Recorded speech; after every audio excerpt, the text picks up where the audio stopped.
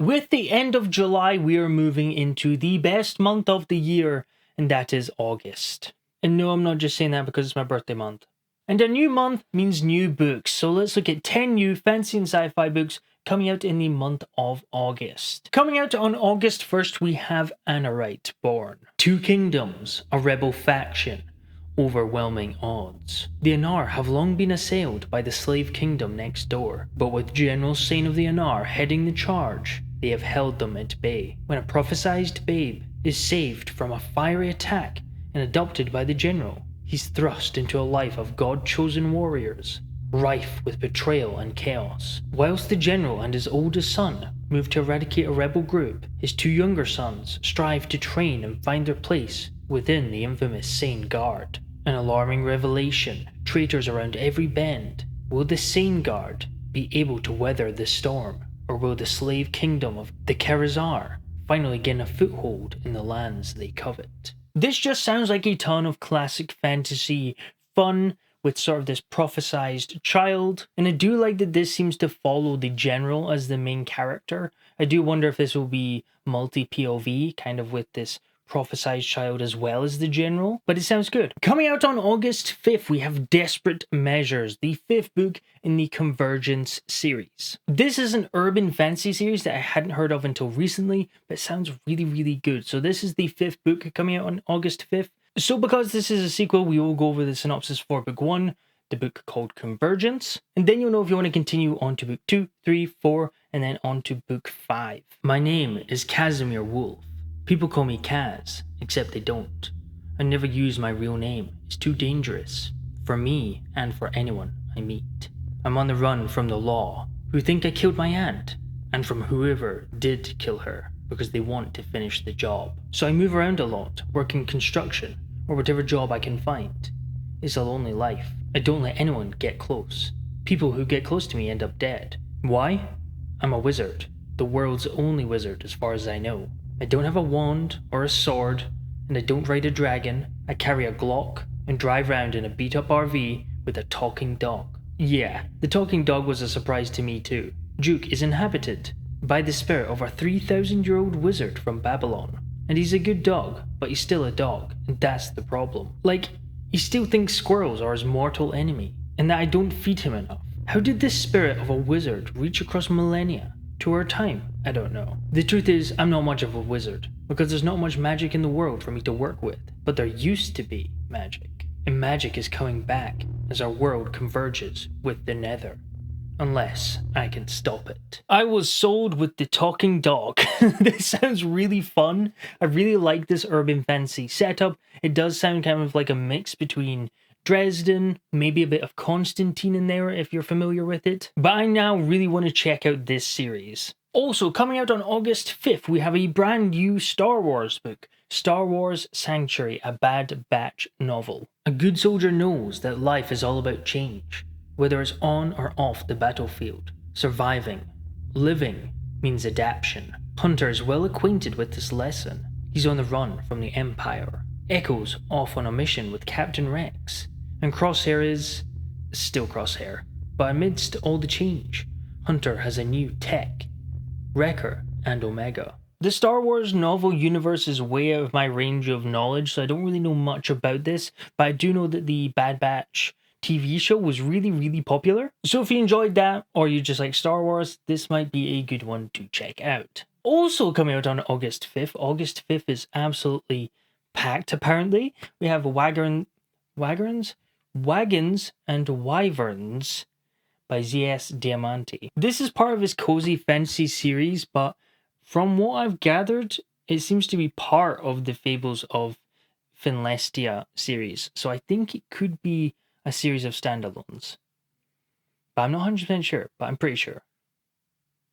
Let's go over the synopsis. Zarna Korek spent much of his life in the service of a wicked orc king. When a rebellion seizes control of a kingdom and overthrows the king, Zarni has no choice but to move back to his quaint hometown in the Gun Ra Valley. With his life of regal service seemingly in the past, Zarni must live a quiet and inconspicuous life of loneliness to avoid being recognized. But when the new king's mage advisor pays the goblin a visit, Zarni is tasked with a quest that could change everything. Teaming up with the jovial halfling wagoner, he embarks on an unforgettable road trip for the ages to follow an ancient and mysterious trail.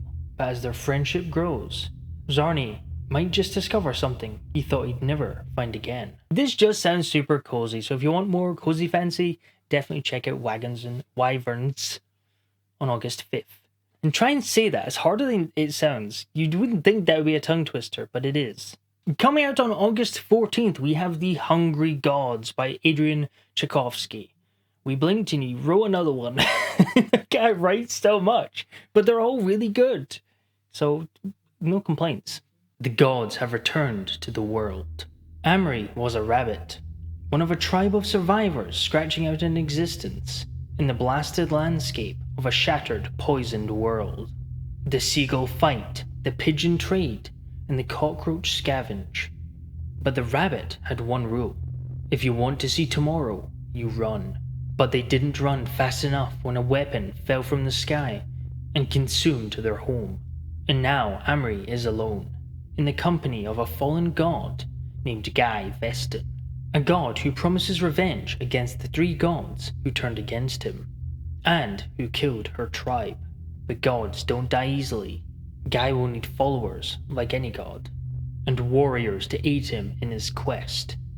And if Amri is to find a place in the world that is to come, she may as well be standing at his right hand as his priestess.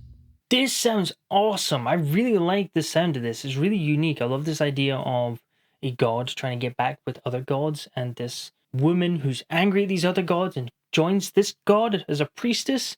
There's a lot going on here that could be a ton of fun and very unique. And if you're looking for some more sci-fi, also on August 14th, we have Artificial Wisdom. Who would you trust with the future? The year is 2050. In the teeth of a climate catastrophe, the world is left with a drastic solution. One global leader to steer it through the coming apocalypse. The final two candidates are ex-US President Lockwood and Solomon, the world's first political artificial intelligence. As whispers of a global conspiracy emerge, investigative journalist Marcus Tully finds himself at the center of it when Solomon's creator turns up murdered. Overnight, one investigation becomes two, and it's not just the result of the election that's at stake, but the future of the species. Suddenly, humanity must make an impossible choice between salvation or freedom. There is so much talk about artificial intelligence right now, so this is incredibly well timed from a book standpoint, and it just sounds really interesting. I like this idea of it being kind of a mystery with AI, and the fact that you don't really know if that's the person who caused the issue, but there's a lot of benefits to AI. So will the AI be able to compute faster than a human to think about how they're going to save from the apocalypse? Sounds really cool. Coming out on August 19th, we have The Damned King by Justin Lee Anderson. This is the third book in the Aiden saga. I think I'm saying that right. And the first book is called The Lost War. Because this is a book 3, we will go over the synopsis for book 1, and then if we want to continue on to book 2, and then to book 3. The war is over, but peace can be hell. Demons continue to burn farmlands. Violent mercenaries roam the wilds, and a plague is spreading. The country of Aiden is on its knees. In a society that fears and shuns him, Aranok is the first mage to be named King's Envoy, and his latest task is to restore an exiled foreign queen to her throne. The band of allies he assembles each have their own unique skills, but they are strangers to one another, and at every step across the ravaged land, a new threat emerges. Lies are revealed, and distrust could destroy everything they are working for. Somehow, Aranok must bring his companions together and uncover the conspiracy that threatens the kingdom before war returns to the realms again. This series sounds fantastic, and also my friend Lady Mare, who has a YouTube channel, just finished the third book and said it was really, really, really good. So I'm excited to finally get around to checking out this series. I really like this idea of it being kind of almost what I'm going to assume is going to become like a found family trope, with this kind of cast of characters that could be kind of backstabbing each other at the start. I can definitely see that turning into a more found family setup, because that's what we like. That's what I'm hoping for anyway. Coming out on August 21st, we have Hemlock and Silver by T. Kingfisher. And this is a dark reimagining of Snow White. Healer Anja regularly drinks poison, not to die but to save, seeking cures for those everyone else has given up on. But a summons from the king interrupts her quiet, herb-obsessed life.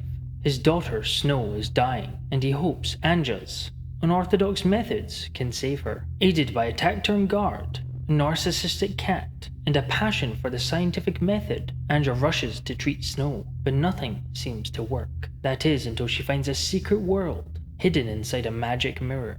This dark realm may hold the key to what is making Snow sick, or it might be the thing that kills them all. I'm not hugely into kind of reimaginings, but I must say this sounds like a really interesting twist on kind of the Snow White story.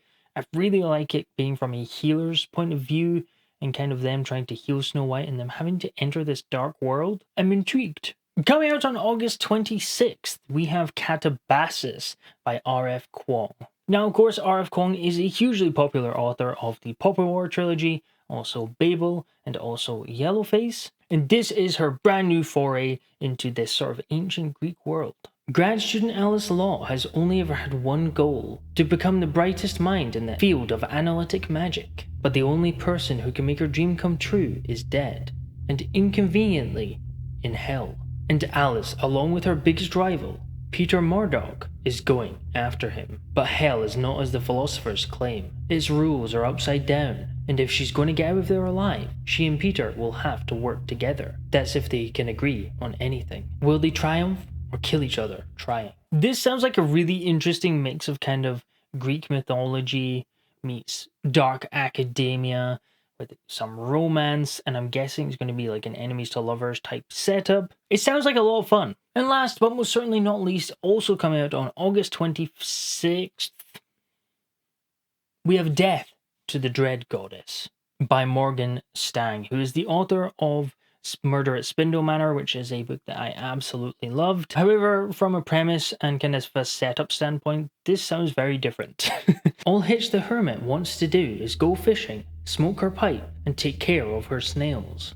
Unfortunately, the world has other ideas. It's the day of the final battle between good and evil, and the light has won. The White Star, hero of ages and leader of the rebellion, has conquered the dread goddess. Cast from her throne in the Onyx Tower, the mad tyrant falls like a comet, right into Hitch's lake. Magically shackled and drained of power, the goddess must rely on Hitch to flee the rebel army. Even dethroned, she's divine, and she promises to reward Hitch with heavenly wonders. But the hermit knows something that no one else does: how to kill the dread goddess for good, and she has the means to do it. I love this so much, this idea of this already defeated evil power that's trying to escape with just this, what would be a side character in kind of the main story of the world, and the fact that this dread goddess is trying to trick this Hitch into fleeing away with her, but then Hitch wants to kill this goddess for good.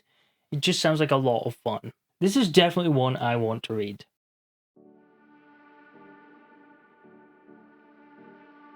And over on the Discord, we will be reading Dance of Shadows by Rogba Payne. I'm super excited about this one. There's a lot of people who really enjoyed this book that I know. And my friends over at Hardy's Books did do a interview with the author that I really enjoyed. So if you want to check out some more author interviews, definitely check that one out. And yeah, I'm just looking forward to reading it. So let me know in the comments below, what do you plan on reading in the month of August? Thank you very much for watching. Outro. Okay, I'm just